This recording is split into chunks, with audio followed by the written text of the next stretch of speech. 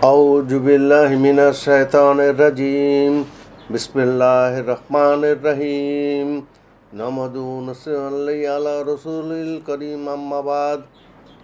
मेरे मोहतरम दोस्तों, बुजुर्गों, अल्लाह रब्बुल इज़्ज़त इंसान को जो पैदा फरमाया अपनी इताअत और इबादत के लिए पैदा फरमाया। अब इताअत और इबादत कैसे किया जाए, इसीलिए नबी पाक सल्लल्लाहु अलैहि वसल्लम को सुन्नत दिया, किस तरीके से हमारी इताअत होगी, इबादत होगी। तो इबादत में सबसे अहम जो चीज़ है अल्लाह के जिक्र। हमें ये सीखना है कि अल्लाह के जिक्र किस तरह से करा जाए। बस जिक्र की फजीलत हम जानते हैं, जिक्र की ताकीद अल्लाह पाक ने बहुत जगह फरमाया कुरान में, लेकिन जिक्र करने का तरीका जो है ये बहुत कम लोगों को मालूम है। अब उनमें से हम मोटे मोटी कुछ बात बताएंगे कि अल्लाह के जिक्र किस तरह किया जाए। ऐसे तो 24 घंटे ही अल्लाह के जिक्र करना है। कभी मसनून दुआ है, सुन्नत के इत्तिबा है, सब अल्लाह के जिक्र में शामिल है। ऐसे जो पाबंदी की जो जिक्र है, जो जिक्र के पाबंद होना चाहते हैं और पाबंदी के साथ जिक्र करने का तरीका ये होगा कि जब भी आप अल्लाह के जिक्र करो, अगर तस्बीहात पढ़ रहे हैं तो दिल के ऊपर एक चीज़ है, निगाह है, इसको फोकस कहता है। ये सबसे पावरफुल चीज़ है। जिस चीज़ में फोकस लग जाता है वो चकचक करने लगता है। तो दिल की जो निगाह है वो जुबान की तरफ चले जाए, जहाँ से जिक्र निकल रही है। सुबहान अल्लाह, अल्हम्दुलिल्लाह, ला इलाहा इल्लल्लाह, वल्लाहु अकबर। जब हम ऐसे पढ़ेंगे तो दिल की निगाह जिक्र पे आ जाएगा। क्योंकि होता क्या कि शैतान उस निगाह को लेकर इधर उधर भटकते फिरते रहता है। तो हमें अब और आपको ये करना है कि हम अपनी निगाह को जमाए रखें कि वो फोकस जो वो जुबान पर आ जाए।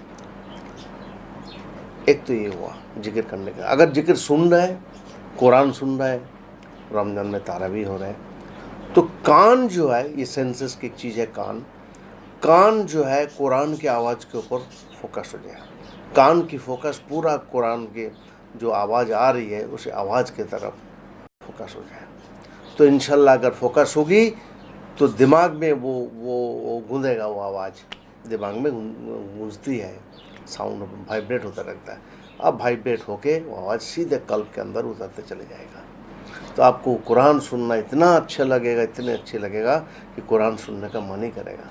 और इसी तरीके से जिक्र करेंगे तो जिक्र से दिल नूरानी हो जाएगा।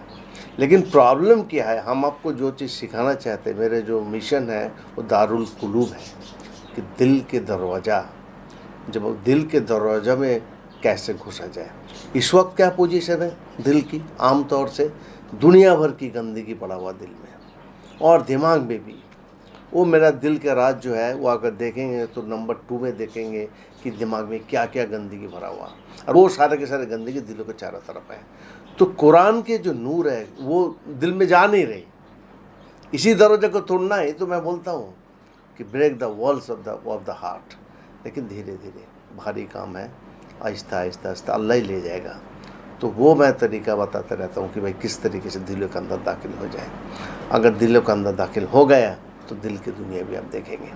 फिलहाल इसी तरीके से मशक करें जिक्र करने का, सुनने से अल्लाह से दुआ मांगे कि भाई हमारा दिमाग की वो सब सारी गंदगी साफ़ हो जाए और दिलों की गंदगी साथ, जिससे जिक्र आसानी के साथ जिक्र के नूर, जिक्र के अजमत आसानी के साथ दिल में पहुंच जाए।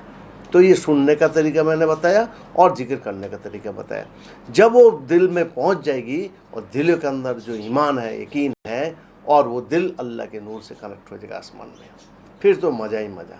फिर तो आप जब भी जिक्र करेंगे सटासट उस ईमान के नूर में टच होगा और आपके क़ुलूब में ईमान की, यकीन, तक़वा की सिफ़ात पैदा हो जाएगी, अल्लाह से मौजूद ताल्लुक़ हो जाएगा और पूरा नूर ही नूर है। जो जिक्र के जो सुकून मिलता है वो नसीब होगा। ये तो जिक्र करने का तरीका। और हम जो एक प्रैक्टिस आपको बताएंगे, इंशाल्लाह शुरू कीजिए कि अल्लाह चाहे तो फ़ायदा होगा। वो है कि नमाज कैसे पढ़ेंगे। देखिए, नमाज इस्लाम की एक अरकान है। ईमान के बाद नमाज के नंबर बहुत बड़ी अरकान है। अंदाज़ा इससे लगाइए कि हुजूर सल्लल्लाहु अलैहि वसल्लम जो आखिरी वक्त दुनिया छोड़ के जा रहे हैं कि क्या क्या प्यारी कलाम होगा उस टाइम, क्या बोलना चाहेंगे आप? आपने नमाज नमाज नमाज की तरफ इशारा करके गए। नमाज के देखिए, नमाज की ये क्या है, एक नमाज नबियों का होता है, एक नमाज हुजूर सल्लल्लाहु अलैहि वसल्लम पढ़ते थे, एक सहाबा पढ़ते थे, एक ताबीनी पढ़ते थे, एक बड़ा बड़ा अल्लाह वाला पढ़ते, सब भी पढ़ते और हम भी पढ़ते हैं। उसी नमाज के जरिए से लोग कहाँ से कहाँ पहुँच जा रहे हैं और हम कहाँ से कहाँ रह गया, क्योंकि हमने नमाज को नमाज की तरह नहीं पढ़ा। अब मैं, क्योंकि दिल के दरवाजे पे घुसना है, तो इसलिए मैं नमाज के एक तरीका बताता हूँ। जब आप नमाज में खड़ा हो, आप अपना कोशिश कीजिए, मशक कीजिए कि दिल के रुख अल्लाह की तरफ चले जाए, क्योंकि शैतान क्या करेगा, दिल के रुख को दुनिया की तरफ लेकर चले जाएगा। एक दुनिया का एक कशिश ऐसी होती है कि दिल को खींचने वाला कशिश होती है, तो उसकी आदत पड़ जाती है, फिर आदमी नमाज में पढ़ेगा, दिल चलेगा दुनिया की तरफ। ये हमेशा देखेंगे, दिल हमेशा दुनिया की तरफ जाता है, इसकी आदत है। लेकिन इंशाल्लाह जब वो बात पैदा हो जाएगी, फिर इतनी दुनिया की तरफ नहीं जाएगा, क्योंकि दीन के माने दुनिया से बेरगबती।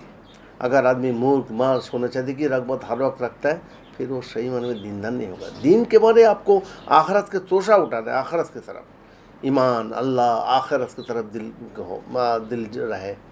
वो दुनिया के असरत की वजह से ऐसा होता है। बहरहाल तो दिल जो है ये दुनिया की चीज़ों की तरफ जाता है, इसको आपको रोकना है, क्योंकि दिल के माने का अल्लाह की तरफ कीजिएगा। उसके बाद शैतान देखेगा, अच्छा दिल के रुख अल्लाह की तरफ कर रहा हो और दुनिया के असरत तरफ जाने के लिए रोक रहा हो, अब तुम देखो वो शैतान आएगा।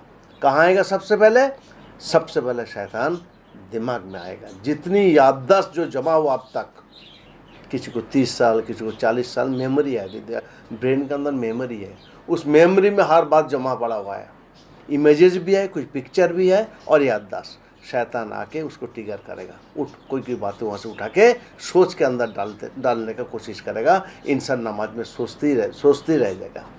उसके बाद आपने उसको कंट्रोल की, ट्रिगर नहीं होने दिया, दिल के ईमान के नूर से कि कल्ब तक आप पहुँचे हैं, तो फिर शैतान असवासा लाएगा, दिल के अंदर मुख्तलिफ ख्याल लाएगा। आमतौर से जो गम के दिल में चोट लगती है ना, गम के ख्याल ला के असवासा लेके आएगा। ऐसा तो मुख्तलिफ असवासा लेके आएगा वो।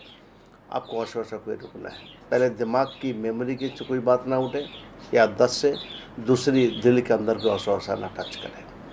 उसके बाद शैतान देखेगा, अरे ये तो कंट्रोल कर लिया दोनों चीज़, तो माहौल के ऊपर हमला करेगा। कभी घंटी बजेगी, कभी मोबाइल बजेगा, कभी बिल्ली बोलेगा, कभी कोई पुकारेगा, ये जिससे कान में इसकी आवाज़ चले जाए, जिससे आवाज़ चलने के बाद ये जो दिल जिक्र कर रहा है, दिल अल्लाह की तरफ रख के चल रहा है, इससे डाइवर्ट हो जाए। तो आपको कानों को भी रोकना है, सेंसेस को रोकना है, आँख को भी रोकना है, सब चीज़ को रोकना है। तो ये सब शैतान ऐसे घूमते रहते हैं जिस्म के अंदर ना, तो जिस्म को भी शैतान टच करने का कोशिश करता है। तो इसलिए इसको रोकना है, एक काम ये है। अगर आपने इस 3 चीज़ों को रोकने की कोशिश रोका, तो इंशाल्लाह नमाज में ध्यान कहीं गई नहीं, अल्लाह की तरफ, कुरान की तरफ, कुरान के माने की तरफ आएगा। अब जो कुछ आप पढ़ रहे हैं, और वो जैसे मैंने पाया अल्हम्दुलिल्लाह रब्बिल आलमीन, जब पढ़ रहे हैं तो आपके क्या होगा, दिल की फोकस अब इसी की तरफ, मतलब फोकस को आप निगाह रखना है, इधर उधर चले न जाए, क्योंकि फोकस अब जिक्र में लगाना है। अगर अल्लाह ताला माने समझने का तौफीक दे तो माने समझ के नमाज पढ़े। तो लेकिन ऐसा ना हो कि इन सब मशगूले में आप राकाती भूल जाओ। कितने सारे काम जी, कितनी राकात भूल गया, अभी सब दिमाग को संभालने, मतलब फोकस को संभालने गए हैं। भाई दिमाग को भी संभाल रहा है, असोशा को भी संभाल रहा है, माहौल को भी संभाल रहा है, अल्लाह की तरफ भी रख रहा है, गैर हमारा दिल को छुए ना, वो भी है, गैर हमारा दिल को ना छू जाने। लेकिन इसी वजह से फिर ऐसा ना हो कि आप जो है राकातें ही भूल जाओ। नहीं, ये सब चीज़ों को ध्यान रखना है। फोकस को सब चीज़ों में मल्टी डायमेंशनल फोकस होना चाहिए, सब चीज़ों में नमाज में फोकस ध्यान में रहेगा, तो इंशाल्लाह देखेंगे कि नमाज में अल्लाह रब्बुल इज़्ज़त की रहमत, जो वादत किया वो आपको नसीब होगा। जैसे 3 हदीस मैं आमतौर से बोलता हूँ, 3 हदीस, 3 सुन्नत याद करो हर चीज़ में। नमाज में ये भी ध्यान करना कि अल्लाह मुझे देख रहा है, नहीं तो मैं अल्लाह को देख रहा हूँ। सिफ़ात एहसान के साथ नमाज पढ़ा जाए। नमाज में ये भी है कि हमारे सारे गुनाह माफ़ हो जाती नमाज में, ये हदीस है। और नमाज में ये भी है कि जब सजदे में होता है तो आदमी अल्लाह से बहुत करीब होता। तो ये हदीस 3 हदीस मस्क करें, इसकी फिर बरकत मिलेगी। फिर उसके बाद इंशाल्लाह अच्छे से मस्क होगी, और भी मुख्तलिफ हदीस है, वो हदीस भी याद करें। वो सब मैं वक्त वक्त बताते रहूँगा इंशाल्लाह। तो इससे इसी तरीके से आप नमाज़ पढ़ेंगे तो नमाज बहुत बेहतरीन हो जाएगा और अल्लाह की तरफ से बहुत नूरानी मिलेगा, अल्लाह से ताल्लुक़ पैदा होगा, फिर अल्लाह की तरफ से रहमतें, बरकतें, आफ़ियतें सब कुछ मिला होगा, दुआ में कबूलियत होगी। ये होगा नमाज़ पढ़ने का तरीका इंशाल्लाह शुभ इंशाल्लाह। ऐसे नमाज़ पढ़ेंगे तो बहुत ही अच्छी रहेगी इंशाल्लाह। अस्सलामु अलैकुम व रहमतुल्लाहि व बरकातुहू।